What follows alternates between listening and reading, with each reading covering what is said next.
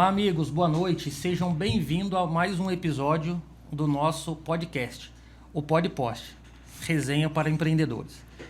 Hoje estamos recebendo aqui uma pessoa experiente na cidade. Foi vereador por 4 mandatos, secretário de governo, secretário de transporte, candidato a prefeito, conhece de tudo nessa cidade. Wagner, boa noite, muito obrigado por ter aceitado nosso convite. Eu que agradeço aqui a oportunidade, parabenizar aí pela iniciativa. Gostei do nome, PodPost, né? E aí acaba sendo...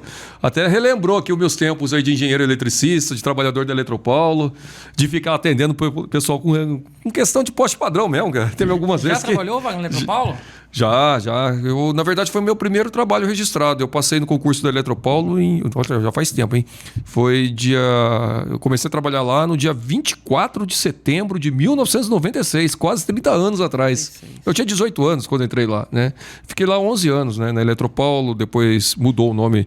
Teve a EDP, mas teve uma parte que ficou com a parte de alta tensão, que foi a empresa CETEP, que é onde eu fiquei. Onde você ficou? Eu fiquei lá até 2007. Fiquei durante 11 anos. Eu acabei saindo porque eu estava no meio do mandato. Do primeiro mandato de vereador e não tinha compatibilidade de horário e não tinha como pedir licença. Entendi. Era uma empresa privada, já estava há algum tempo privada, estava bem lá, mas não tinha como conciliar. Ô Wagner, e como que foi a sua entrada na política? De onde veio a chama? De onde você pensou assim, puxa, é a política que eu vou caminhar agora? Como é que nasceu isso aí?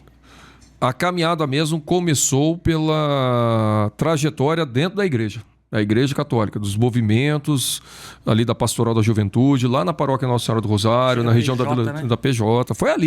Foi ali, sendo monitor de crisma, vicentino, né? A partir dali, né, daquela ideia de igreja em saída, de igreja que participa, tentando mudar a realidade onde vive e tal, foi onde eu fui me envolvendo com associação de moradores, né, associação de bairro lá da região. Foi onde a gente começou também a trabalhar e entrar em um partido político, no caso foi o Partido dos Trabalhadores, que eu fui por livre e espontânea vontade. Quando eu tive 16 anos, já fui lá me filiar ao PT. Né? Não teve ninguém que foi lá abonar a ficha, eu mesmo que fui. Você se identificou, né? E foi. E foi embora, né? Então, esse ano na verdade, vai fazer 30 anos que eu estou filiado no PT, em dezembro desse ano, né? E até nesse meio termo aí foi onde eu encontrei esse camarada que está aqui, né, conosco aqui, o Lin, né? Foi nessa época que eu conheci o Lin também e me acompanhou nessa trajetória toda. Junto. E a gente está junto aí até hoje. E eu continuo morando no mesmo lugar, na mesma rua, até hoje. Não mudou lá nada. Na região da paróquia Nossa Senhora do Rosário, na Vila Tesouro. Eu fui presidente de bairro lá, né, de 97 a 2001, numa época que a Associação de Moradores tinha um peso, né, era um movimento popular muito forte. Disputei várias eleições de sociedade de bairro lá, né, ganhamos 2, a de 97 e de 99. E participando sempre dos movimentos ali dentro da Igreja Católica, que participo até hoje, que eu sou coordenador da campanha da fraternidade lá, participo da equipe de leitores, já tive um período grande também participando da paróquia São Sebastião, sou da comissão sociopolítica diocesana. Então, essa caminhada dentro da igreja a gente continua. Então vive, né? Vive a política todo dia. Todo Não dia. Estando em mandato, vive a política do mesmo jeito. A política faz parte da vida de todo mundo. Agora vai de cada um ver o que ela quer fazer dentro de um cenário da sua realidade. Se ele quer debater política ou se ele quer ficar omisso. Quando a pessoa fica omisso na política, ou ele não emite opinião, ou ele não participa, ele deixa para os outros fazerem. Aí não dá para reclamar o que os outros vão decidir em nome dele. Então você... eu não gosto de política. Quando você fala a posição, você não gosta de política, você está abrindo mão de participar e alguém vai participar no teu lugar. Não necessariamente vai definir... Alguém vai escolher por você. Né? Vai escolher e não necessariamente o que você quer, né? Então, é uma situação que hoje, dentro de uma democracia, todo mundo tem o direito de participar, de discutir, de colocar o seu ponto de vista. E a gente precisa preservar a democracia. A gente vê a democracia tão atacada ultimamente, aí, com tanto coisa de golpe para lá. Enfim, a gente precisa cuidar da democracia. E cuidar de uma política de alto nível, né? Não dá também para a gente ver a política sendo tão rebaixada, tão jogada para baixo e desestimulando as pessoas a participar. Desestimulando, isso aí. Hoje as pessoas elas não acreditam mais, né? Uhum. Ela acha que do jeito que tá e não melhora e não tem jeito e não participa e quem vai se perpetuando no poder... E vai caminhando do jeito que está caminhando hoje a democracia, né? Mas você sabe que tem uma coisa, né? Do jeito que tá. Mas do jeito que tá hoje, foi fruto de muita luta lá atrás, né?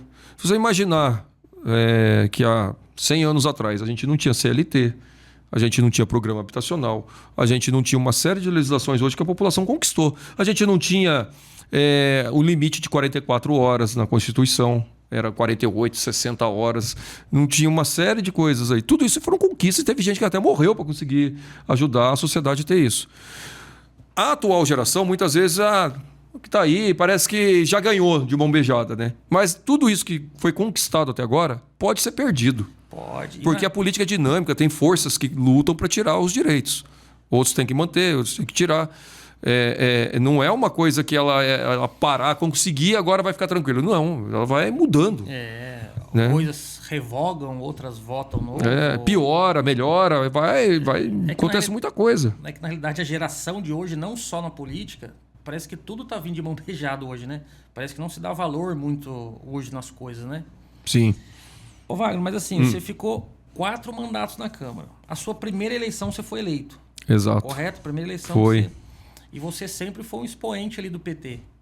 Sempre teve ali entre os mais votados, se não o mais votado, entre os mais votados. Como que você fez para conseguir permanecer tão em evidência assim, 4 mandatos? Olha, o que nós tivemos foi o seguinte. Quando eu fui candidato a primeira vez, foi na eleição de 2004. A primeira coisa foi o seguinte. Para sair candidato, não podia ser uma coisa assim, Wagner, eu vou querer sair candidato, vou resolver os meus problemas aqui e vou chamar quem me apoia. Não foi assim. Nós trabalhamos, inclusive o Lim participou comigo muito nesse processo. Nós tínhamos um bairro ali naquela região da Vila Tesouro, Vila Industrial, mais o movimento estudantil, mais o pessoal com quem a gente trabalhou na igreja, na Eletropaulo e outras lideranças. Falaram assim, vamos juntar um grupo de pessoas aqui para tentar eleger um vereador. Em torno de um nome só. De um nome. Seja o nome que for. Né? Eu estava nesse grupo. Né? No ano 2000, fui convidado a ser candidato. Eu não quis ser candidato. Tinha vaga garantida para disputar a eleição. Eu não quis ser candidato. Falei, isso aqui não é projeto pessoal. Eu falei, eu vou terminar a faculdade, que eu estava fazendo engenharia elétrica, vou fazer algumas coisas do meu dia a dia de trabalho, estava na presidência de bairro, então eu não vou ser candidato em 2000, mas vou apoiar outra pessoa. E apoiei outra pessoa, ajudamos a eleger, conhecemos um pouco também do processo eleitoral. Em 2004, nós fizemos dentro de um grupo que tinha 15, 20 pessoas, entre vários que poderiam ser inclusive candidatos, várias discussões até chegar num nome que acabou sendo o meu, de consenso. Algumas pessoas abriram a mão de ser candidato para apoiar e a gente tem uma única candidatura representando aquela região ali, que é onde a gente morava e conhecia mais pessoas, e representando alguns segmentos, né? Seja no movimento estudantil, seja o setor elétrico, os eletricitários da época, juventude e mais a questão daí do bairro. E logo na primeira eleição a gente conseguiu, e teve uma alegria muito grande, com uma força enorme da juventude, de já ser eleito na primeira eleição e já ser eleito o mais votado do PT. O mais votado do PT. Eu fui o mais votado do PT nas 4. Tanto em 2004, 2008... Depois, em 2012, eu fui mais votado da cidade também. E 2016, sempre o mais votado do PT. Em 2012 foi quando o Carlinhos... eu era o presidente do PT, né? Nós organizamos a campanha do Carlinhos, organizamos o processo todo ali da estruturação da campanha do Carlinhos. Eu era vereador e presidente do PT. E aí, em 2012, o Carlinhos é eleito e eu fui o mais votado da cidade. Né? Então, ali indo para o terceiro mandato. Terceiro mandato. Então, nós fizemos 4 mandatos com muita tranquilidade, dizendo o seguinte: você chega na Câmara, ninguém te ensina nada do como funciona a Câmara. Você tem que montar a sua equipe. Você pode montar isso de maneira aberta, transparente, para não ficar uma coisa de projeto pessoal. Eu falei, eu quero montar um time que possa ajudar a discutir as questões da cidade. Ou de pessoas que possam ajudar a fazer esse mandato de vereador, que é da sociedade, um instrumento mesmo para fazer o debate de cidade. E a gente... né? Colocou uma turma nova, gente nova para aquela época, né? Hoje não estamos tão novo assim, né? Mas gente nova para aquela época e com muita seriedade, debatendo nos projetos, lendo, discutindo, aprendendo, porque como ninguém ensina, quando você chega lá, você já chega começando a votar as coisas, a discutir e tal, e você tem que aprender. Tem que aprender na marra, né? Tem que aprender na marra, né? Você pode saber uma coisa ou outra, mas você não... né? Vai muito da vontade do cara querer aprender. Tem muita gente, o tal do vereador do bairro. O cara que é vereador do bairro parece ser aquele vereador que só depende de ser aliado do prefeito. Se ele não for aliado do prefeito, ele não consegue fazer nada. Porque daí ele não sabe ler projeto, ele não quer aprender nada daquilo, né? E lá na Câmara, o que a gente precisa ter? Nós precisamos ter vereadores hoje, e isso está piorando, infelizmente, de ano após ano. Você precisa ter vereadores hoje que tem que fazer 3 coisas. Tem que saber fazer bons projetos de lei. Aquela coisa que a gente tem ensinado na escola. Fazer lei. Óbvio, é o papel do vereador. Mas São José, você não precisa ficar fazendo muita lei. Tem lei demais já. Você precisa saber se essas leis são cumpridas, se elas são efetivamente... Funcionam, né? Funcionam e tal. Você tem a parte de aprovar o orçamento. Isso é uma coisa legal. O que é o aprovar o orçamento? Todo ano vai lei de diretrizes orçamentárias para a Câmara, vai lei de orçamento para a Câmara. É importante que o vereador aprenda a olhar a lei do orçamento, a entender aqueles números, a entender o regramento do orçamento, a como fazer a emenda, a como verificar para onde está indo a receita da prefeitura, como acompanhar o desembolso da prefeitura na saúde, na educação, no transporte, nas determinadas obras que tem que fazer, se está aumentando ou diminuindo em relação ao ano anterior, se está fazendo empréstimo, se não está, se está recuperando dívida ativa, se vai fazer anistia, se não vai. Tudo isso está na lei do orçamento. Você tocou num assunto importante, né? Então, tem isso. E por último, que para mim hoje é o mais importante. Para mim, o mais importante é esse último que eu vou dizer aqui. Hoje, com a consolidação aí de modelos de cidade, você tem diversas leis e contratos que demoram 10, 15, 20 anos de duração. Por exemplo, você tem plano de saneamento básico da cidade.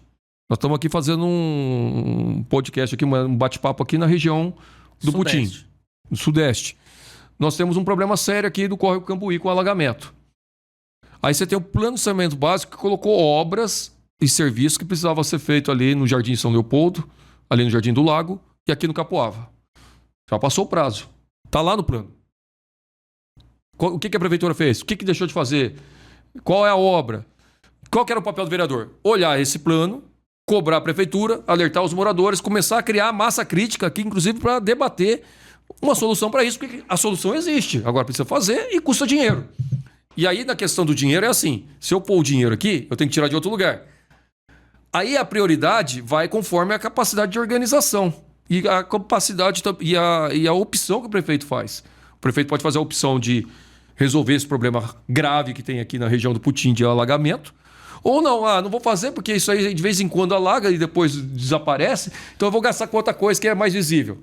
Então, você tem plano de saneamento básico, você tem plano de transporte coletivo, você tem plano de enchente da cidade toda, você tem plano de arborização. Todos esses planos têm 10, 15, 20 anos. Com metas, obrigações e tal. Qual que é o papel do vereador? Olhar se está fazendo. Se não estiver fazendo, cobrar a prefeitura, alertar a sociedade, porque daí são planos pensando a cidade. Que independente do prefeito que está lá, ele coloca uma perspectiva para o futuro de São José. E você não pode deixar, faz um plano, não deixa e não cumpre o plano. Faz por fazer, né? Por exemplo, nós temos um problema sério com a questão da arborização. Tem um plano lá que coloca que em 12 anos tem que plantar 60 mil árvores. Plantou menos de 10 mil. E aí? Vamos para o Ministério Público, o prefeito que não plantou as árvores, não tem na transparência hoje quantas árvores que colocou, quantas que tirou, não tem nada. O plano de saneamento, o que cumpriu, o que não cumpriu. O transporte coletivo. Toda essa polêmica de hoje, né? Para onde vai esse modelo? Será que esse modelo é viável? Como é que vai ficar para o morador que está nos escutando aqui? Vai pôr 11 elétrico. Mas quantos horários vai ter na minha rua? O bairro vai ter alimentador ou não? Isso não apresentaram. Então, todos esses... Estou dizendo coisas aqui, aí tem lei de zoneamento, tem plano de direito, tem um monte de coisa. Deixa eu te perguntar uma coisa. Você falou no saneamento básico. Um dos exemplos. O contrato da Sabesp entra nisso. A realidade, como que funciona esse contrato da Sabesp? Quem tem o poder? Porque assim... O município. Aqui, eu vou falar aqui pela região do Putim, tá? São Judas Tadeu. Aqui é absurdo a falta d'água. Aqui, assim, sexta, sábado e domingo só tem água quando chove.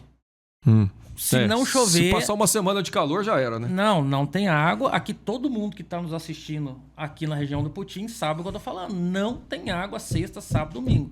E é surreal que não é um problema de um ano, Wagner. Sim. É um problema que, assim, desde quando eu me lembro que eu tomo banho, falta água e não resolve. E assim, quem que fiscaliza? Porque não é possível que a Sabesp possa ficar desse jeito. Mas vamos lá, olha que legal essa pergunta e é importante a gente lembrar a história de como que E funciona. toda vez assim, ó, estourou uma adutora.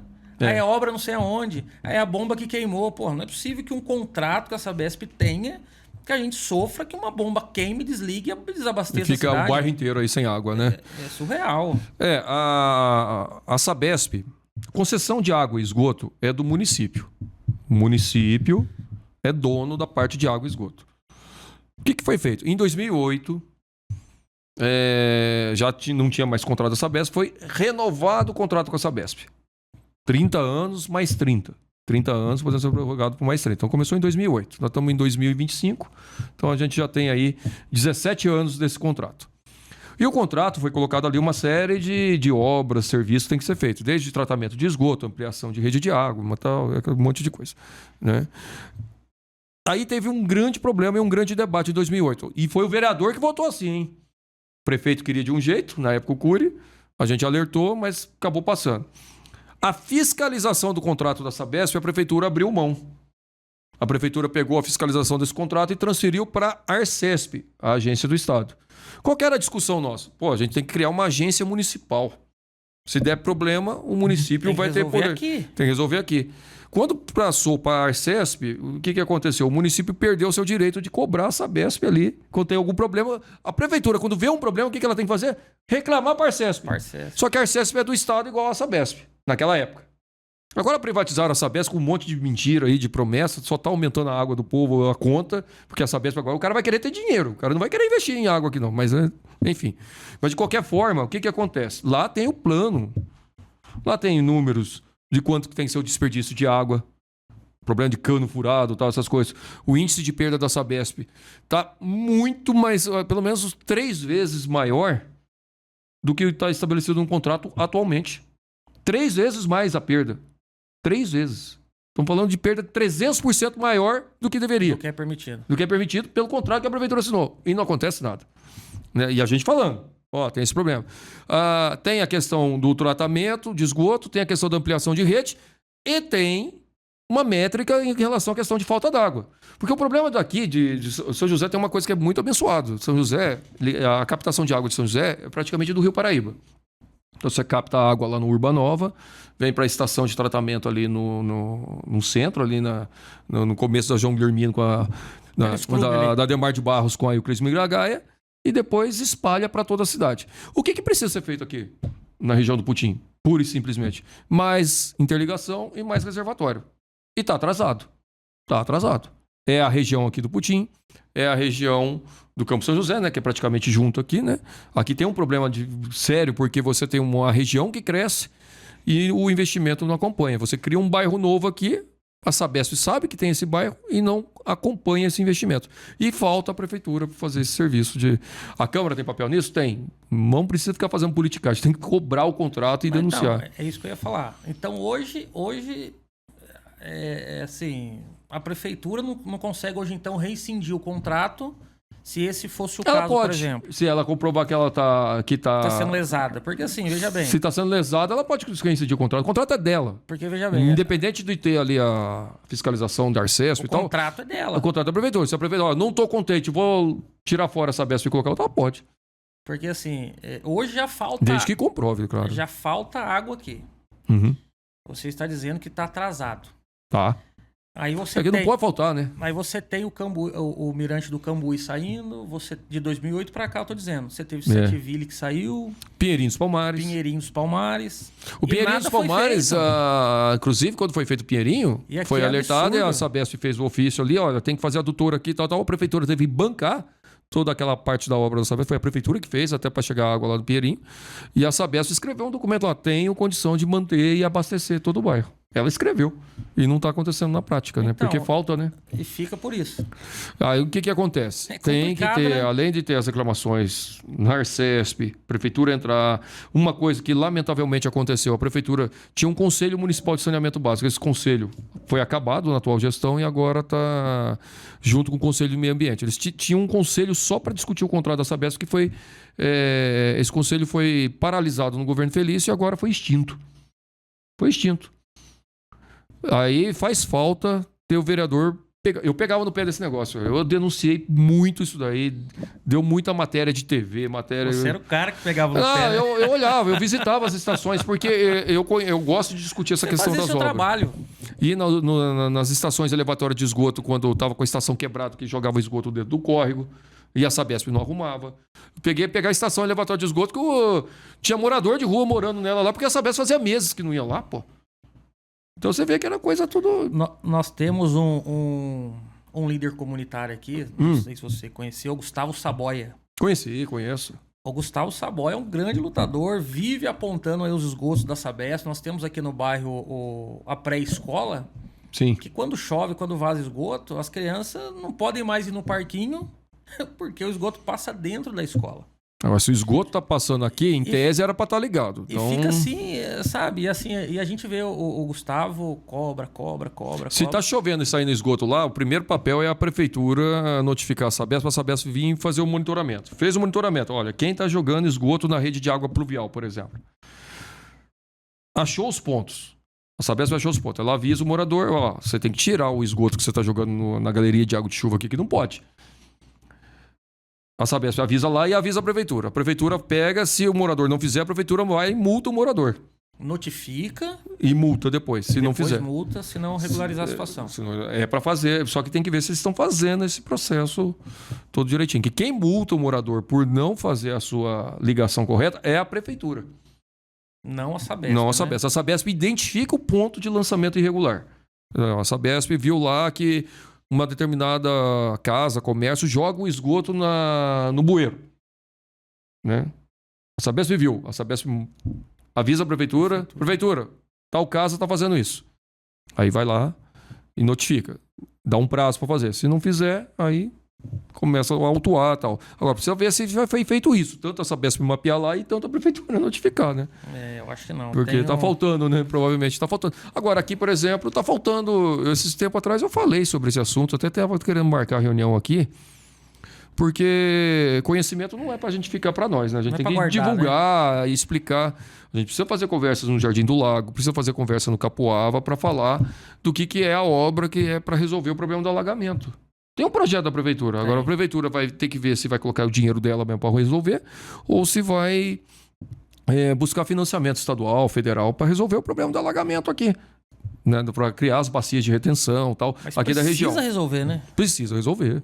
Isso aí não tem. E isso está num plano e está numa lei. Então isso aí não tem discussão. É consenso. Quando votou na Câmara é porque todo mundo concordou que tinha que fazer.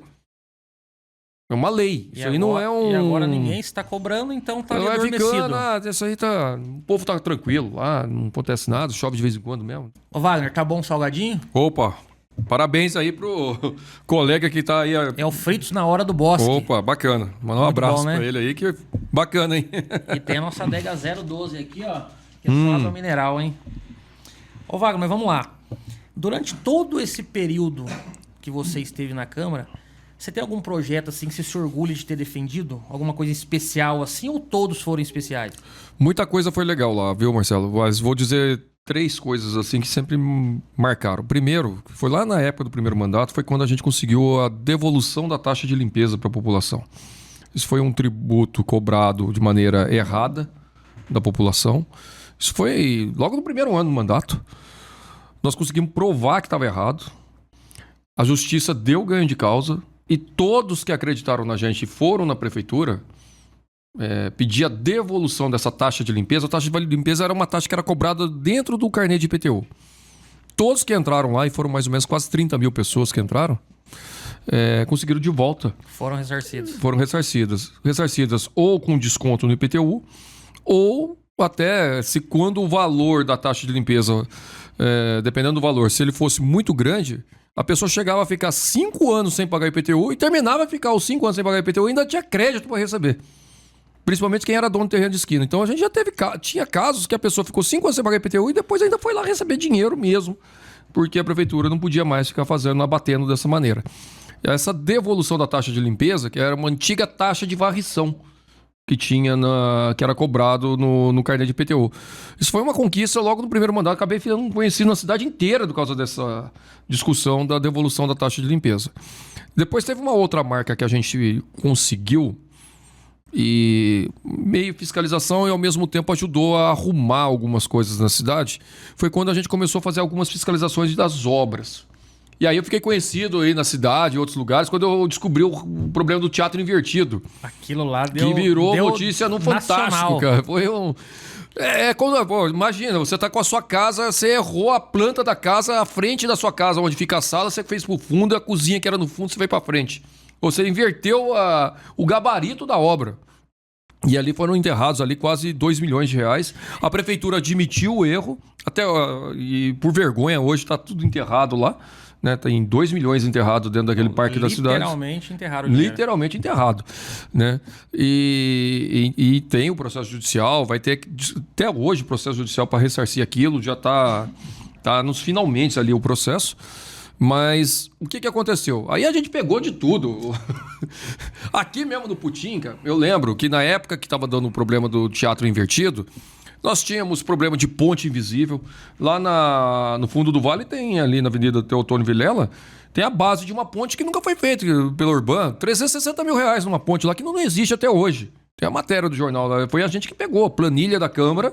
Falou, pô, cadê a ponte? Não tem a ponte, tá pago uma ponte aqui. A base da ponte tá lá até hoje, mas só que a ponte não existe. Tá lá. Aqui teve no pós-esportivo do Putin, teve um negócio muito engraçado com esse negócio das obras. A gente catava a planilha que vinha na Câmara, porque todas as obras da cidade, vai lá, antes de pagar, tem que ir a medição. Tem que ir o que a empresa fez naquele mês, tem que ir primeiro uma cópia para a Câmara, para depois a prefeitura pagar. Para os vereadores terem acesso, ir lá olhar, verificar se está tudo certinho. Aqui teve uma vez que pagaram... no polo esportivo tinha que ter o fornecimento de muda, né? Muda de árvore, plantar árvore, né? Então plantou 10 árvores, 15 árvores, aí pagava lá 15 árvores, pagava 20 árvores e tal. Aí num mês lá chegou lá que plantou 13 árvores e meia. Aí eu falei, caramba, eu quero ver aonde que plantou a tal da meia árvore, né? O que é meia árvore, né? Porque ou plantou árvore ou não plantou. Como é que plantou 13 árvores e meia? Meia. Né? O tal da meia, né? Aí eu falei, fiz aqui o movimento e tal. Mas depois vira erro do estagiário, né? Não, ou vira erro do estagiário. Depois, o que aconteceu? Quando a gente começou a pegar pesado nisso daí, e foi achando coisas malucas por toda a cidade, o pessoal começou a dar uma organizada lá no setor de obras da prefeitura. Porque o que estava acontecendo? O cara fazia a obra de qualquer jeito e acertava a planilha lá para dar o mesmo valor, até no centavo. Então, daí aparecia 13 árvores e meia, aparecia 18 rampas, ponto 37 lá na Via Oeste, aparecia a Vila Leila, era para construir 68 casas, apareceu 66 casas, porque sumiu 2 casas. Sumiram 2 casas, né? Então, da Vila Leila foi muito louco, porque eu cheguei lá um dia, ó pra você ver, cara, que maluco o negócio. Lá na Vila Leila, os moradores estavam reclamando que tinha acabado de mudar o conjunto habitacional lá, com verba do Minha Casa Minha Vida, CDHU, a prefeitura construiu lá no Vila Leila. As casas lá. E é lá no topo do morro, lá em cima, lá perto da igreja São Benedito, lá no Alto da Ponte. Quando dava chuva de vento, a água entrava na casa do pessoal pelo telhado. Entrava pelo telhado. Chovia de vento, entrava pelo telhado. Aí eu fui lá. Eu lembro, foi cômico isso daí. Eu peguei, fui lá e aí comecei a... Falei, vamos olhar aqui pelo telhado. Aí eu peguei o telhado, a telha mesmo colocou lá, e olhei na medição. Primeiro, a telha não batia com o que estava no projeto. Aí quando a telha não bateu com o que estava no projeto, o que aconteceu? Pegaram uma telha diferente e colocaram a inclinação da telha de acordo com a telha que estava no projeto. No projeto. Então, o telhado estava fora da norma e a inclinação estava errada. Aí o que eu fiz para tentar ajudar a corrigir aquilo e discutir aquilo com o CDHU? Eu peguei uma trena e fui medir. Eu subi em todas as casas de lá do Vila Leila para medir a inclinação de cada casa, para fazer laudo, fazer documento mostrando que a inclinação do telhado estava errado, por isso que estava entrando água nas casas. E aí eu falei, pô, e estava errado mesmo e teve que arrumar. E arrumaram, viu? Tiveram que arrumar. A gente comprovou que estava errado, estava com o telhado errado, estava com inclinação errada, uma série de coisas. Tudo errado. E aí, dessa daí, falei, cadê a casa? Porque eu fui contar as casas, tinha 2 casas a menos. Aí eu falei, caramba, como assim 2 casas a menos? Mas né? Você tem que olhar pelo lado bom da história. Pelo menos essas casas não tinham problema na inclinação. Aí não tinha casa, cara. Aí eu olhei e falei, caramba, tá sem a casa, meu. Foi aí que a gente, né? Uma outra que foi muito legal foi a Casa de Boneca do Parque Santos Dumont. Tava uma discussão da Via Norte para desapropriar o pessoal lá da Vila... Ali era perto da Vila Rossi, o pessoal dali da Miguel Eras. E a prefeitura querendo dar 10 mil, 15 mil reais lá para desapropriar o pessoal naquela época. Eu tô falando de 2006 e tal. E não comprava nada em lugar nenhum. Aí no meio daquilo lá, nessa discussão em 2006, 2007, o que me aparece? Uma medição das obras e aí a população estava reclamando da reforma do Parque Santos Dumont, que estava enrolada e tal. Aí eu vi lá, cheguei lá, falei, vamos lá ver o Parque Santos Dumont, o que está acontecendo. E aí realmente estava ruim a obra lá, estava qualidade ruim e tal. E no meio da obra tinha o quê? Uma casa de boneca. Aí tinha a reforma da casa de boneca. Reforma da casa de boneca. E na época, a reforma da casa de boneca custou 45 mil reais. E foi na mesma coisa assim, ó. Ao mesmo tempo, tô fazendo uma reforma de casa de boneca com coisa lá. De 45 mil. E oferecendo 15 mil pro morador perder a tua casa lá pra fazer a Via Norte. O fato de ter feito isso forçou a prefeitura a melhorar a negociação com os moradores. Das casas. Porque ficou constrangedor. Como é que eu vou oferecer para uma família 30, 20 mil para uma família que tem 2, 3 crianças, marido, esposa ali, e eu reformando casa de boneca? A 45 mil reais. 45 mil reais, uma reforma de casa de boneca. E é uma casa de boneca tudo esquisita ainda, né? Aí tava lá o preço da janelinha da casa de boneca, R$1.000. O desenhinho da caminha, R$800. Tava uns negócios assim, com os preços até estranhos lá mesmo.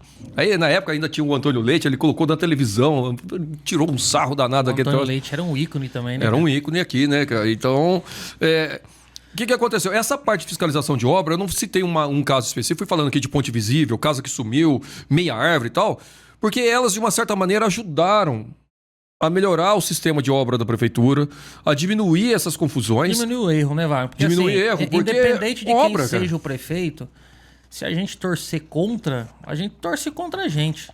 Sim, né? se torcer contra a cidade, não dá, né? Ele é o piloto do avião. Se você torcer contra o piloto... Teve um caso, e esse foi legal, porque a gente economizou uma grana para a prefeitura, que foi do terreno da Zona Norte, onde foi construir as casas do CDHU. Teve que votar na Câmara para a prefeitura comprar aquele terreno e depois doar para o CDHU construir as casas. Então a prefeitura foi lá comprar. Aí tava uma polêmica danada que aquele terreno, isso também foi em 2009, mais ou menos, que aquele terreno estava sendo comprado por 3 milhões. Um terreno ali do Alto Santana. 3 milhões. Esses 3 milhões, teve todo um questionamento. Não, mas está comprando por 3 milhões e não é tudo isso, porque ali é área ambiental, que não sei o quê, aquela confusão danada. Na época não tinha o Google ainda, não tinha aquelas coisas todas. A gente foi lá no INPE, pedimos a ajuda do pessoal do INPE para verificar se tinha nascente. Depois pegamos a documentação, começamos a olhar uma série de coisas e tinha uma polêmica danada daquele terreno e conseguimos votar na Câmara que a prefeitura tinha que fazer mais 2 laudos antes de comprar. Antes de pagar 3 milhões no terreno. Sabe por quanto saiu o terreno? Por 1. Economizar 2 milhões. Economizou 2 milhões. Então toda vez que eu passo lá, eu ajudei a economizar 2 milhões aqui. Pagou o mandato inteiro de vereador só com a economia desses 2 milhões e sobrou dinheiro ainda para outras coisas. Tá vendo, Wagner? Isso aí é um assunto bacana. Né? Às vezes a pessoa olha e fala assim, nossa, mas o vereador é absurdo ganhar 18 mil reais. Mas depende do que ele produz. Exatamente. Depende do que ele produz. É igual aqui. Se ele não produzir nada, é melhor ir embora, né? Aqui nós temos funcionários aqui que são bem remunerados, mas produzem muito. É igual o vereador. O vereador que produz, que procura, que fiscaliza. É o que você falou, 2 milhões de reais. O Wagner se pagou e ainda pagou mais uns 3 ou 4 vereadores ainda. Ali, com certeza. Só com essa economia. Então aí tem essa parte dessas obras, fiscalização, a devolução da taxa de limpeza. Eu fiquei muito marcado com essas discussões, né? Do cara que olha, que lê, que é técnico, que é calmo, que conversa com todo mundo, aquelas coisas todas. E do outro lado tem a parte quando eu fui da Secretaria de Transporte, eu tenho um orgulho muito grande de ter feito o bilhete único, que foi uma parte feita na Secretaria de Transporte e depois eu fiz a legislação do bilhete único na Câmara. Então eu fiz as duas coisas. Então o bilhete único é uma realidade hoje, da população poder pegar até 4 ônibus dentro de 2 horas, indo em qualquer sentido, tal. São coisas que ficaram aí para a cidade e tal. Isso aí né? E tem várias leis aí, tem uma discussão bem legal de habitação na área de regularização que eu gosto de fazer também. As áreas mais ligadas a essa coisa de engenharia é uma área que eu gosto muito, viu? E você que foi oposição e situação. Qual lado é melhor, Wagner? Qual tem menos pressão e qual tem mais pressão? Olha, porque, assim, quando você tá dando pedrada é tranquilo, né? Não, a população... E depois que vira a vitrine, né? Você, na verdade, são papéis muito diferentes, né? Você sendo situação, você tem o papel de defender o governo, ajudar o governo, corrigir o governo quando ele está errando e, ao mesmo tempo, atender aquilo que você foi eleito, né, para isso. Você sendo oposição, você também foi eleito.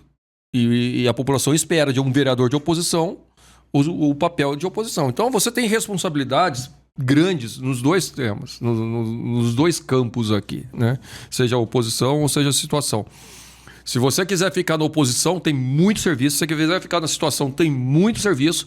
Agora, precisa fazer com qualidade os dois, né? E precisa ajudar a cidade a encontrar um caminho que seja bom para a população, para o próprio município, né? Porque hoje o que acontece? São José dos Campos tem uma série de desafios aí pela frente. A gente tem que combater a desindustrialização daqui. Você tem que gerar emprego, você tem que manter a cidade crescendo. Como é que a gente vai fazer isso? Seja no papel de oposição, seja no papel de situação, você tem um objetivo igual, que é melhorar a cidade. Que é o mesmo. Às vezes você vai num caminho diferente, né? Mas o objetivo no final ele é o mesmo. Obviamente que você disputa o governo para um dia ser situação. Você não quer ficar a vida inteira na oposição. Porque você está sendo na oposição, porque você está falando que o que ele está fazendo, que o governo está fazendo, está errado. E você está falando que ele está errado porque o seu é melhor. E aí você vira a situação para tentar se manter com aquilo que você propôs na época da oposição. Então Deixa eu te fazer uma pergunta agora. Onde você acha que o Carlinhos errou, Wagner? Aonde você acha que assim, ele conseguiu ser eleito depois de tempos tentando, né? E aonde que você acha ali que ele... Olha, o principal problema ali, Marcelo, foi o momento político nacional.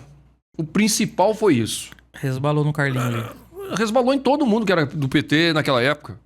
Não foi o Carlinhos. Qualquer prefeito do PT podia ter a melhor aprovação do mundo. O Carlinhos estava bem aprovado, com toda a dificuldade. Mas naquela época tinha uma conjuntura política, né, que depois mostrou-se aí, todo mundo sabe aí o que foi toda a armação, mas o que aconteceu? Teve uma conjuntura política que nem se o Carlinhos fizesse tudo, ele não ia ser eleito. E ele fez muita obra, mas não ia ser eleito. Não tinha clima político para ser eleito. Pro PT naquela época, né? Pro PT. Sendo o Carlinhos, se fosse outro também não ia ser eleito. Foi um problema que aconteceu. E o PT, diante de todos os partidos, eu acho que só o PT... que não se fundiu, né? O PT e o PSDB, eu acho, né? Que não se fundiram, né? Os outros partidos todos se fundiram, né? Hoje você não tem mais PFL que tinha... o pessoal foi mudando o nome, foi unificando e tal. A gente tem as federações. Agora o PSDB está numa situação extremamente difícil, que para mim é ruim. Eu acho que o PSDB não precisava estar numa situação como essa. Mas foi em função de erros, inclusive, que o próprio partido PSDB cometeu ao longo de sua trajetória, né? A omissão dele diante da tragédia que a gente teve no governo anterior do governo federal e, ao mesmo tempo, quando ele perde a eleição em 2014, ele achar que o ideal era aderir ao golpismo contra Dilma. Ele sumiu junto disso daí. Porque ele não conseguiu controlar os extremistas que ele ajudou a criar. E hoje, tocando nesse assunto, então, agora, pra gente... Como é que vocês visualizam hoje Geraldo e Lula junto? Tinham os embates ali no passado, né? Sim, mas teve algo maior para preservar ali, né? Na verdade, nós não fizemos a eleição. Eu participei da eleição de 2022 como candidato a deputado federal. Eu tenho muita alegria de ter participado dessa eleição, que essa eleição daqui a 10, 20, 30 anos, nós vamos olhar lá para trás. Quando for lá em 2050, 2060, nós vamos olhar para trás. Pô, em 2022 nós derrotamos o obscurantismo, a destruição. A gente está vendo aí, nós tivemos uma tentativa de golpe de Estado. Isso não é pouca coisa, não. Golpe de Estado, atentado à democracia, gente que é contra a ciência, que queria destruir o meio ambiente, queria vender o Brasil, queria acabar com tudo. Então, para vencer isso, era necessário unificar com todo mundo que quisesse lutar contra essa situação de destruição que estava acontecendo no Brasil. Então, para mim, eu vejo o seguinte: ter participado daquela eleição e ter conhecido vários atores políticos, seja ele o Alckmin e outros, que se unificaram numa disputa para a gente derrotar o que a gente tinha aqui no Brasil, isso valeu a pena. Lógico que a gente tinha as divergências com o Alckmin, mas quem mudou não foi a gente, foi o Alckmin. E eu não tenho problema. Né? Eu não tenho problema de conversar com ninguém que era do outro lado. E principalmente se a pessoa for do diálogo e defender a democracia. O problema é você ter com pessoas que não querem defender a democracia, que defendem golpe, que defendem destruição. Aí é complicado. Mas se as pessoas que são de bem, que querem conversar pensando no melhor do Brasil, pensando no melhor na cidade, seja ele de qualquer linha política, eu converso. Eu converso. Se alguém quiser discutir um projeto, né? Mas pensando num projeto de país. Eu não posso conversar com quem quer sabotar o projeto do país. Porque o Brasil, pelo tamanho que ele é, pelas oportunidades que nós temos no Brasil, o Brasil precisa ter um projeto próprio. Ele não pode ficar ali atrelado ao que os Estados Unidos, que China, qualquer outro. Ele tem que ter um projeto próprio. Então ele tem que ter uma Petrobras forte, ele tem que ter uma Embraer forte, ele tem que ter a sua própria tecnologia sendo desenvolvida aqui para o Brasil ter tecnologia para vender no mundo. Tem gente para isso. Tem uma área maravilhosa que Deus nos deu aí, que dá para plantar tudo, rico, construir qualquer né, coisa. É rico de tudo. Então a gente tem que ter um projeto de país. Nós não podemos continuar achando que a gente não pode ser um país com condição de disputar até a geopolítica no mundo. Entendi. Então, assim, o Alckmin foi ótimo ter. Eu gostei de tê-lo como vice. E a relação aqui, como ele é aqui do Vale também, teve vários eventos de campanha que eu tive que estar junto com ele aqui. Junto com ele. Foi legal demais. Eu nunca tive a oportunidade de estar com ele antes desse período. Aí, quando teve a oportunidade, calhou com um monte de coisa legal aí. Agora, voltando aqui... Ele tá fazendo um excelente trabalho como ministro, viu? Ele é inteligente, né, cara? O Alckmin não tem como... Guarda o nome de todo mundo, cara. Se ele fala com você uma vez, que você fala o nome pra ele, daqui a 3, 4 anos ele aparecer aqui, ele sabe o teu nome, ele fala tudo as conversas. Guarda muito. É um cara de uma inteligência fora de sério, né? Ô, Wagner, agora voltando pro município. Teve alguma medida impopular que você teve que bancar e, mesmo sendo impopular... De repente, perdendo ali um crédito político, você teve que perseguir e falar, gente, infelizmente é impopular, mas é o melhor. Eu vou falar uma. Uma que deu pancadaria, quase tive que ser escoltado por polícia pra sair de lá. Os comerciantes querendo bater em mim lá. O dia que eu transformei em mão única a rua Aldemo Veneziane no Alto da Ponte. Foi um pau danado. Foi um pau de verdade. E aí teve a reunião. Nessa época você é secretário de transporte. Teve reunião e tal.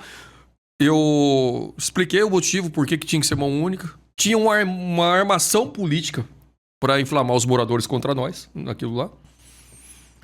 Eu falei, vamos lá, vamos ser franco, transparente, falar o que dá para fazer. E aí eles me cobravam algumas coisas, de fazer isso, melhorar a calçada em tal lugar e tal.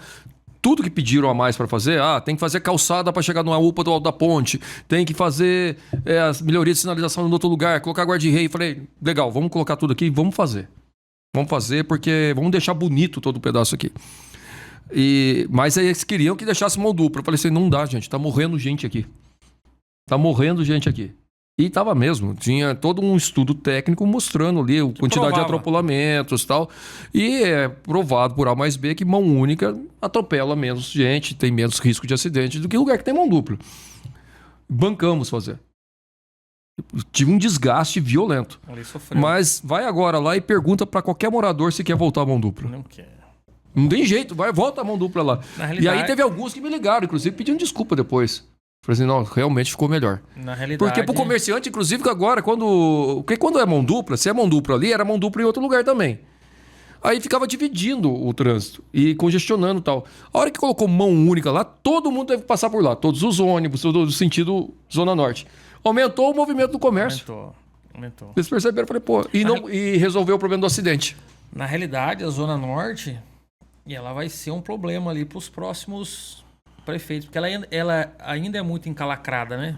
Ruas pequenas. Mas, na verdade, ela tem você tem ali os bairros consolidados, mas você tem um macro viário da cidade. O que vai acontecer? Você tem a via Jaguari, que daqui a pouco você vai continuar com ela ligando por Urba Nova. Vai ter essa via ligando lá por Urba Nova. Você vai ter essa obra que está sendo feita a Sebastião Gilberto, tem aquela segunda etapa que seria ligar Sebastião Gilberto com o viaduto Olívio Gomes, fazer a alça. Isso foi uma proposta nossa na campanha de 2020. Na primeira vez que eu fui candidato a prefeito, eu falei, vamos fazer essa alça aqui, né? Porque para tirar aquele, né? E se no futuro, conforme o crescimento e tal, tem uma via prevista por trás do Parque da Cidade, que é o quê? Você continua o fundo do vale, mas isso é bem longo prazo. Bem longo prazo. Você continuar o fundo do vale ali, até o Antônio Vilela, atravessando por trás do Parque da Cidade, ligando com a Estrada do Luso. Aí você vai criando eixos ali.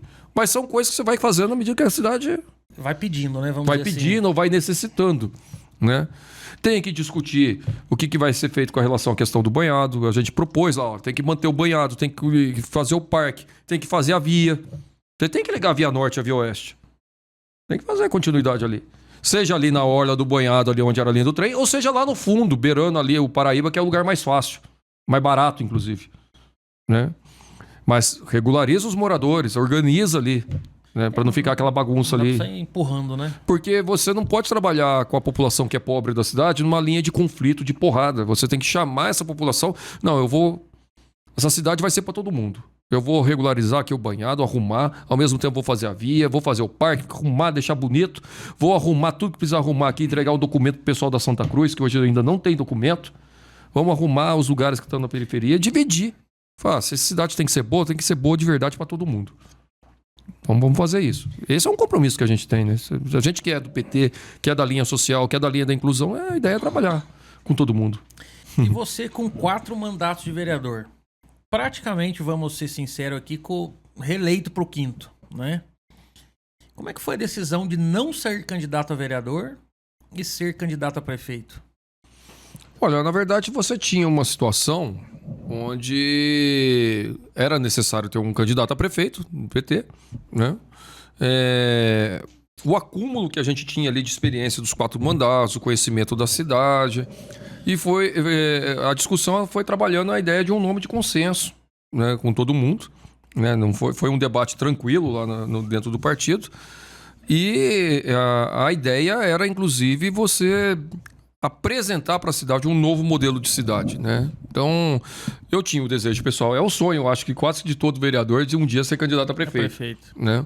Eu tinha a experiência do executivo, tinha sido secretário de transporte, aparentemente a avaliação foi positiva, foi um período secretário de governo, quando a gente conseguiu resolver o problema do Teatrão, por exemplo. Na época eu fui secretário de governo e resolvi 2 problemas grandes que nós tínhamos aqui, Teatrão e Via Oeste, né? Que hoje são realidades na cidade, né? E o que a gente precisava fazer? Precisava apresentar uma alternativa para a cidade. E eu topei esse desafio, né? Sabendo que tinha uma possibilidade maior. Não pode falar que está eleito, porque ele nunca sabe, né, para vereador. Né? Já tinha um mandato consolidado e tal, mas existia diversas pessoas falando: pô, sai candidato a prefeito, você conhece a cidade, você discute isso, você fala com tranquilidade de todos os assuntos. Quando tem que falar que errou, fala que erra também, não tem problema e tal. E aí a ideia foi colocar o nome à disposição e deu certo, né, no sentido da indicação. Não ganhamos a eleição, mas colocamos aí um pouco para a cidade, um pouco da nossa visão, das nossas propostas, né? Depois fui candidato de novo, né, nessa agora, né, em 2024, né? O engraçado é assim, né? Você vai fazer a conversa, as pessoas falam, principalmente nessa de 2024, ô Wagner, você foi o melhor no debate. Ô Wagner, você conhece mais que todo mundo da cidade. Ô Wagner, você gosta da cidade. Porque eu sou nascido em São José. Eu sou filho de mineiro, mas nascido aqui. Então, quando eu vou discutir aqui Putim, ou vai discutir Santana, Tesouro, Satélite, quer saber um pouco da história do bairro, quer entender como que formou, e é gosto mesmo, né? Aí o cara não quer votar.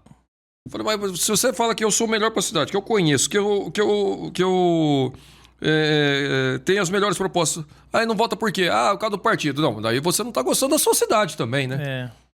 Porque você tem que pensar na proposta do que você quer para sua cidade. Nós temos hoje uma situação em São José que a gente precisa resolver alguns desafios, né? Ou pelo menos apontar caminhos, né? A gente aproveitou as 2 eleições para apontar alguns caminhos para a cidade. A opção foi para o outro? Legal, vamos torcer que dê certo. Ao mesmo tempo, vamos mostrar que tem outras opções ainda, né, dentro desse processo. É uma conjuntura, né? Pode chegar lá na frente e mudar, pode acontecer de algum projeto nosso ser até adotado pela atual gestão, né? Agora sim, Wagner, você não é vereador mais, mas eu vi que recentemente você esteve na Câmara para explicar um projeto. O que realmente, Wagner? Porque assim, hoje, se a gente pegar a rede social do A, ele está dizendo uma coisa que é um absurdo. Se a gente pega o do B, o B diz que é o melhor do mundo. Sem amor, tecnicamente, o que diz esse projeto aí? Então lá, qual que é o polêmico aí? O que está dando de polêmica? É que está tendo uma votação na Câmara Municipal de um projeto da lei orgânica, que precisa de 14 votos, onde a Prefeitura vai estabelecer por lei complementar o que vai fazer com as áreas públicas da cidade. O que nós temos de área pública na cidade? Você tem área institucional, onde você constrói escola, creche, UBS. Você tem área verde, que é a área de preservação, de praça e tal. A área de lazer, quadra, campo, pós-esportivo e tal. E a área similar. A área similar é aquilo que não é verde, que não é lazer e que não é institucional. Tem bastante área similar? Engraçado, mas tem. Sabe onde que tem bastante área similar? Que fala que não é nem lazer, nem coisa? Todas as áreas públicas antes de 1979 são áreas similares. Porque até 1979 nós não tínhamos uma lei de loteamento do Brasil. Cada um fazia o lote de acordo com o que a prefeitura mandava, mas você não tinha assim uma obrigação, ó, quanto que tem que deixar de área verde, quanto que tem que deixar de área institucional e quanto tem que deixar de área de lazer. Você tinha que deixar área pública. Não tinha nome o negócio. Área pública, área de praça, era qualquer coisa. E alguns bairros não deixava nada. Então, essas áreas não têm uma classificação. Por isso que a gente chama ela de área similar. Tudo que foi antes de 79. Você consegue dar um exemplo de uma área similar em São José? Para quem está nos assistindo. A área similar em São José, a área que não tem classificação nenhuma, você pegar qualquer área aberta do Bosque dos Eucaliptos, que não tem nada, qualquer área de mato lá do Bosque dos Eucaliptos, seja da prefeitura, é área similar. É uma similar. Área similar. Entendi. Qualquer uma. Se você pegar alguma área que não tem nada na Vila Industrial, também é. Você tem aquela Praça Aida Monteiro ali, perto do pronto-socorro, não tem uma área ali do lado do supermercado Máximo ali? Tem. É uma área similar. É uma área similar. Que é uma área pública, não tem classificação. Entendi. Entendeu? Ela é uma área pública. E ela está ali porque a prefeitura não porque mexeu... na época foi assim, não usou nada até agora e na época que fez o loteamento obrigou a ter aquele pedaço público. Mas aí o que acontece? Tem um problema de desinformação ali na discussão do projeto, né? As pessoas estão falando que o projeto vai autorizar a prefeitura a vender área. Isso não vai, não pode. Até porque o projeto não trata de venda de área. E qualquer venda de área na prefeitura tem um outro caminho e uma outra lei para venda de área. Está lá no artigo 71 da lei orgânica que para vender área a prefeitura tem que mandar um projeto específico para a Câmara, ser aprovado por 14 vereadores, venda de área na prefeitura. Em 2 turnos. Não. Aí um turno só. Isso já está na lei orgânica. Tá. Eu tenho uma área pública aqui. A prefeitura quer vender a área. Né? Ela vai ter que mandar um projeto para a Câmara, vai ter que ter 14 votos favoráveis na Câmara e depois vai ter que fazer leilão da área. Não é para você vender para o fulano tal, vender para o Marcelo, vai ter que vender em leilão. De acordo com a legislação federal e tal, uma série de coisas. Quantas vezes isso já aconteceu aqui em São José, desde a época que eu estou de vereador? Nenhuma. Então, o projeto não trata de venda de áreas.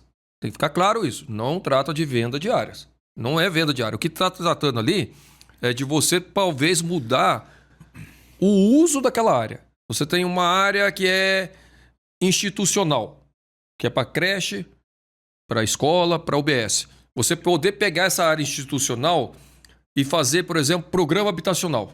Isso está lá na proposta. Porque hoje não pode. Não pode. A área institucional você não pode fazer. Mas você não consegue mudar na Câmara quando você precisa. Você mandar o projeto também daquela área e falar assim, essa área institucional eu quero transformar em habitacional. Não pode também. Se você não mudar a lei maior que fala assim, que hoje a lei é assim, é proibido tudo. Entendi. Você tem que trocar essa lei. Você tem que... E a ideia, né? Só vou trocar e... Então você pode... Mas hoje o que está liberando? Está liberando para que a área institucional e a área similar, que não é verde, podem ter destinação para programa habitacional, obra de mobilidade ou transferir para a empresa de administração direta que vai fazer algum trabalho lá. Leia-se Urbão ou qualquer outro para fazer a habitação também. Então é só área institucional e área similar. Tem gente que está confundindo, falando que área similar é área verde. Não é. Não é. Então essas duas áreas podem. Área verde não pode. Entendi. Não pode. O que pode fazer com a área verde? A área verde, a única coisa que colocou foi num dos artigos lá, que eu fui lá explicar isso também. A área verde que esteja ocupada por moradia ou por alguma outro tipo de equipamento antes de 2016, você vai poder desafetar, mudar de área verde para o que tiver lá. Por exemplo, vamos supor que tem uma praça ocupada com casa há 50 anos e era uma praça e está ocupada com casa. O Jardim do Lago tem uma. E cheio de casa. Então, esse cara nunca tem documento. Por quê? Porque é uma praça da prefeitura, certo? O projeto vai permitir regularizar. Entendi. Porque ele vai poder deixar de ser praça, transformar num bem dominical e a prefeitura vender, nesse caso pode, vender a área desde que seja para moradia no preço de mercado para o morador. Fundamental. Pro morador ali. É pro morador. Quem já Porque está daí ali. Tem que fundamentar que é de interesse social. Tem que ser de interesse social. E tem que ter essa regra. Uma ocupação antes de 2016. É uma área que já está consolidada, que não vai voltar a ser praça. Ninguém vai derrubar uma casa para fazer praça, né? Então tem que ter essa regra. Isso está na lei também, está na discussão. Então fala assim, vai ter venda de área verde? Não. Vai ter mudança de área verde? Não vai ter. Tá. E esse é isso projeto... que eu fui falar lá, na verdade. E lá na reunião tinha vereador favorável, contra, tinha de tudo. E eu respondi pergunta de todo mundo lá. Então, isso que eu queria entender. Esse projeto é do Executivo. Executivo. E como é que chegou o Wagner lá? Os vereadores pediram. Pediu pra Os você vereadores lá. me convidaram para ir para falar do assunto, eu fui. Foi isso. Eu achei até engraçado também. Aliás, eu fui lá pensando que eu ia fazer uma conversa com 3, 4 lá. Chegou lá, tinha 50 pessoas na reunião, cara. Então... Tinha assessoria de todo mundo, um punhado de vereador. Falei, nossa, porque eu não sabia que era todo mundo assim, né? Mas foi legal a conversa, porque Então, tiraram muita dúvida. Deram muitas opiniões, sugestões. Eu fui falando do assunto, o que eu conhecia do assunto. Eu gosto de estudar essa área. Eu tenho uma área perto da minha casa lá, no bairro que eu moro, lá na região da Vila Tesouro, tem uma praça, desde quando criou o bairro, há mais de 50 anos, que só tem casa. Esse projeto vai permitir regularizar esse pessoal. Entendi. Agora, eu acho a prefeitura ela quer pegar parte das áreas institucionais que não usa para nada. Campo São José tem área institucional que não usa e outros lugares que não tem área institucional e não usa e mudar. Seja mudar para fazer casa, seja mudar para fazer coisa de mobilidade urbana, para fazer garagem de ônibus, fazer essas coisas aí. Ali tem... Eu acho que o interesse é fazer garagem de ônibus elétrico. Entendi. Podia explicar eles mesmo, né? Não precisava eu falar isso. Então, porque assim... Aliás, eu não falei nenhuma vez com o prefeito desse assunto. Nenhum. Eu achei muito... Eu achei assim até... Diferente, né? Achei... Mas pra mim também foi, porque foi a primeira vez que eu nunca... E assim, Wagner, deixa eu fazer outra pergunta. Eu fiquei feliz de ter ido. Eu gostei de ser lembrado desse processo aí. Eu Mas... gosto que você é uma pessoa técnica, você é uma pessoa que é reconhecida pelo seu trabalho, independente da cor partidária, o seu conhecimento técnico ele é reconhecido. Aí teve gente que depois gravaram escondido. Eu falei, cara, não precisa gravar. Eu mesmo falo que tive lá, não tem problema. Não é uma bobagem. O cara foi bater na rede social. Eu fui lá, e se outro chamasse, também ia de novo. Não tem problema, não. E outra coisa, eu percebi lá que as vereadoras do PT, elas voltaram... Cada uma numa posição, né? Numa posição. Eu acho que o ideal seria votar junto. Independente de qualquer coisa, seria votar junto, né? Isso seria o ideal. Porque conversa, faz a discussão que tiver dentro do partido, se mata dentro do partido lá, até atingir falar, ó, é essa a posição, vamos junto. Porque fortalece o partido, é importante para o partido ter isso, essa unidade. Coisa. Então, esse ponto eu falei para ambas, olha, o ideal é votar junto, seja ela qual for. Eu tenho a minha opinião, que hoje, diante do que eu estou vendo lá, o projeto pode ser melhorado? Pode. Vamos tentar trabalhar o projeto para ser melhorado. Mas é um projeto bom para a cidade. Minha opinião, pessoal. Tá vendo? Pode ser melhorado? Pode. Então, agora, tem aí da segunda votação, vai ter várias discussões aí, quem sabe vota junto, seja lá qual for a posição. E hoje aí tem que respeitar um pouco a posição delas mesmo. Não, né? tem. O mandato ele é soberano dela e ela que decide. Então, enfim, né? aí que tá, né? Tem que pensar no melhor para a cidade e o partido tem que entrar na discussão também e ter uma posição unificada. Eu acho que é importante. Entendi. Ô Wagner, e pro futuro? Adeus, Vereador ou prefeito? Cara, não sei ainda. Não sei. Eu, sinceramente, não sei. Eu tô numa outra vibe agora, né? Tô numa outra pegada. Depois que eu saí da eleição... Eu tava trabalhando no INSS. Eu saí do INSS, licenciei para ser candidato a prefeito. Terminou a eleição no dia 7 de outubro. Dia 8 de outubro, 7 horas da manhã, eu tava lá no INSS e eu tô lá todos os dias trabalhando. Né? Então, sou funcionário concursado lá. Fiz esse concurso agora, em 2022, cara. Logo depois que eu perdi a eleição de deputado federal, fiz esse concurso, acabei passando e fui. Né? Você vê ali como é que o cara é humilde, o cara é estudioso, acabei passando, né? Não, mas foi uma luta ali. Acabei passando. Eu passei lá desse concurso. Acabei passando assim, sem querer, né? Aí, não, estudei pra cacete, cara, ali, cara, foi foda. Passei Estudei horas e horas todo dia, cara, porque a gente tá bem enferrujado, cara. Você fica 20 anos aí na política e tal, tem que voltar lá pra... Você foca em outra coisa quando você tá na política, né? Você estuda o problema da cidade, né? Sim. Mas eu tive uma experiência bem legal em 2023. Eu fiquei durante quase um ano trabalhando em São Paulo, ia e voltava. As reuniões aqui, final de semana estava aqui e tal, mas fiquei trabalhando na CEAGESP, mas num departamento que me enriqueceu muito, que foi a parte de licitações e contratos. Eu já tinha experiência de fiscalizar contratos, licitações aqui, enquanto vereador, em período da Secretaria de Transportes e tal, trouxe um embasamento. E lá eu fui ser o coordenador dessa área, né? O aprendizado e a experiência foi muito importante, até para ajudar a fazer o debate da cidade aqui.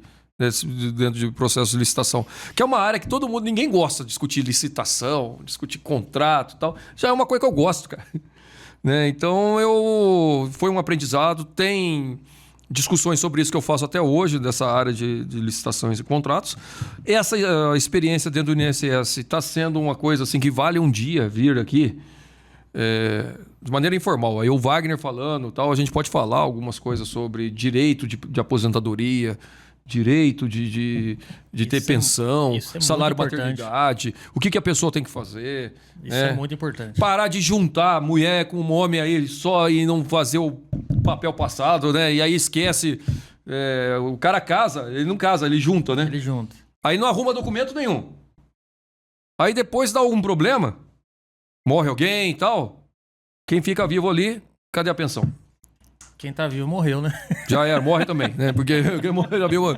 Vixe, cara, tem problema assim, assustador, mas é uma coisa assim que vale um dia aí para fazer esclarecimento, né? Os direitos que a pessoa tem, as obrigações, né? Pô, esses dias eu peguei uns casos, tem casos aí que deixam a gente muito triste, cara. Eu peguei um caso de um cara que tinha quase 30 anos de carteira, 30 anos de carteira, de metalúrgico, um monte de lugar aí. Aí, uns 4 anos pra cá, ele ficou desempregado e tal.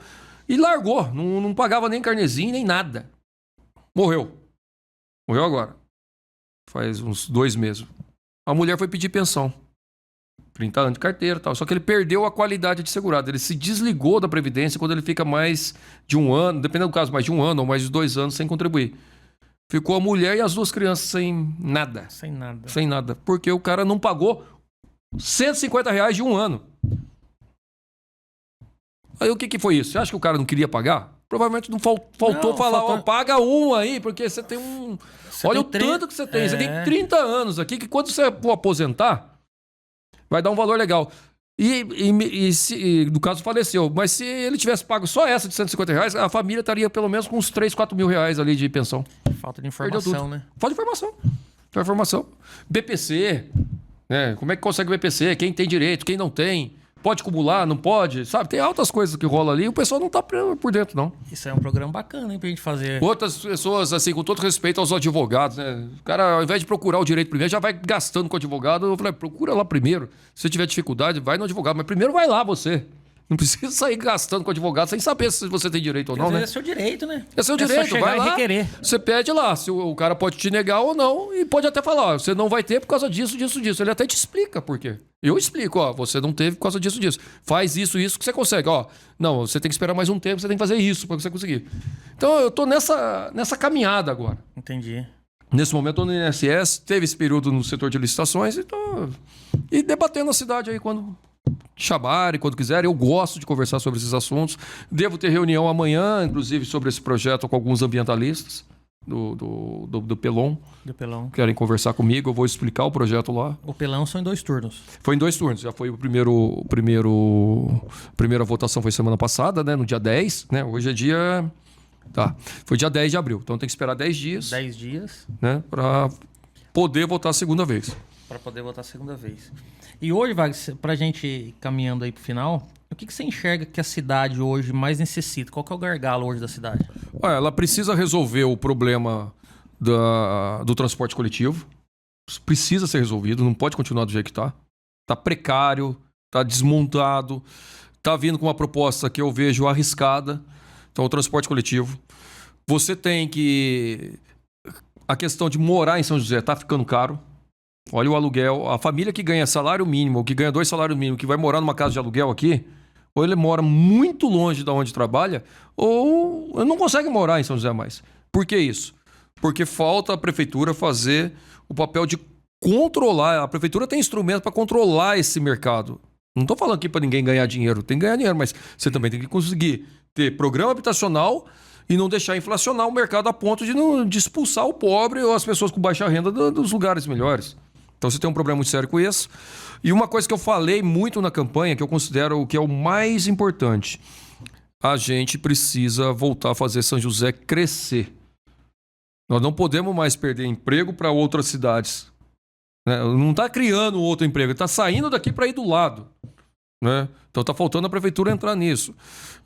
Nós precisamos trabalhar para manter esses empregos, trazer investimentos novos para a cidade. A cidade está perdendo espaço na economia do estado, viu? São José, nos últimos 20 anos, perdeu 40% da participação que tinha no estado. No estado de São Paulo. Ela tinha 4%, participava com 4% da economia do estado, somando todas as cidades. Uma participação grande. Isso lá em 2003, 2004. Hoje está 2,6%. É 40%. Perdeu 40%. Isso impacta em qual tipo de emprego que a gente tem aqui, na arrecadação da prefeitura.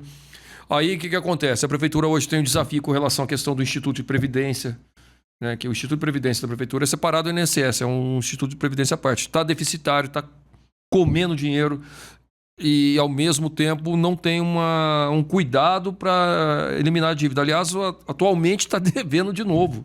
Né? E uma dívida de 600, 700 milhões de reais. Bem grande. Parece que a gente sempre vê a notícia, né? Que teve um novo reparcelamento, um novo acréscimo. Ele vai entrar de novo, viu? Vai entrar de novo, porque está deixando de pagar, já está batendo 100 milhões aí, vai entrar com reparcelamento. Uma hora essa conta vai estourar. Eu lembro da história, para você ver como que era o negócio da política. Você perguntou do negócio do Carlinhos, né? Pô, e o Carlinhos naquela época e tal. Os caras ficaram falando que o Carlinhos tinha 300 milhões de dívida. Que era uma mentira. Só do Instituto de Previdência o atual prefeito tem 600. Tem 600, tem o dobro. Fora o que já foi feito de financiamento. Né? Então, número, a gente consegue fazer vários debates de número aqui, jogar, só que tem que olhar a realidade, falar com franqueza cada número que tem aqui e ver que caminhos que a gente pode fazer para a cidade. A gente tem que fazer o melhor para São José. Ô Wagner, que conselho que você dá hoje para quem quer entrar na política hoje? Olha, vamos lá. Eu acho que a primeira coisa, além de você viver a realidade onde você mora, entender a realidade, e o que é entender a realidade? É você olhar a situação que você está vivendo e entender por que eu sou um salariado, por que é pouco, por que é muito o que eu ganho, por que eu tenho direito, por que eu não tenho direito.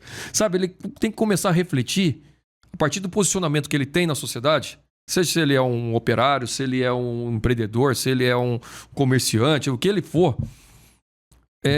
A partir daquela realidade, daquela situação que ele vive, por que ele está naquela realidade? Que tipo de sociedade que ele vive? Aí eu olhar fontes de direita, de esquerda, de centro, né? E confiáveis. Porque, lamentavelmente, nós temos hoje uma situação que na rede social hoje cada um tem a sua verdade. E nega a ciência, e nega tudo, né? E você não consegue mais conversar porque é a minha verdade e pronto. Eu não quero nem saber o que os outros pensam. Não sei como que vai resolver isso, porque as pessoas hoje estão questionando até o que se aprende na escola, pô. Né? Parece que o livro não serve pra nada mais. Não, né? serve. Tem gente que ajuda, acha legal queimar livro, pô. Então, a gente retrocedeu. Então, mas nunca deixe de ser aberto a conversar com quem pensa diferente. É muito perigoso a gente achar que só tem um caminho, um modelo e não esteja aberto para ver alternativas, para ver quem pensa diferente, para ser uma pessoa que consiga conviver com quem pensa diferente. Esse é o recado. Conviva com pessoas que pensam diferente de você e aprenda a entender por que ele pensa diferente e vai acumulando. Até você decidir caminhos. Ô Wagner, foi muito bacana o nosso papo aqui. Foi muito enriquecedor. Tenho certeza que quem nos assistiu ficou muito contente. Agradeço a sua presença. E já fica o convite para a gente falar sobre os direitos Previdenciários aí. previdenciários. Opa, vamos fazer. Vamos pegar e bater um papo sobre isso que vai ser muito rico. Eu quero agradecer aqui a oportunidade. Obrigado pelo convite. Foi através de uma amiga em comum, né, que eu cheguei aqui hoje. Gostei de falar aqui de novo, que eu gostei daí do modelo. Me bateu até uma sensação de nostalgia aqui com a eletricidade, que eu gosto dessa área. E dizer que toda a oportunidade que a gente tem para falar de política e falar da boa política, a gente não pode perder. Então, sucesso aqui na caminhada, no projeto de vocês, aqui no podcast, que seja aí com bastante audiência sempre e sempre trabalhando com essa ideia de que a gente pode, através da boa política, ajudar a construir uma sociedade melhor para todo mundo e que eu puder ser instrumento nisso, pode contar comigo sempre. Show de bola, obrigado. Valeu, Marcelo. Pessoal, boa noite, muito obrigado a quem nos assistiu e ficamos por aqui. Até mais.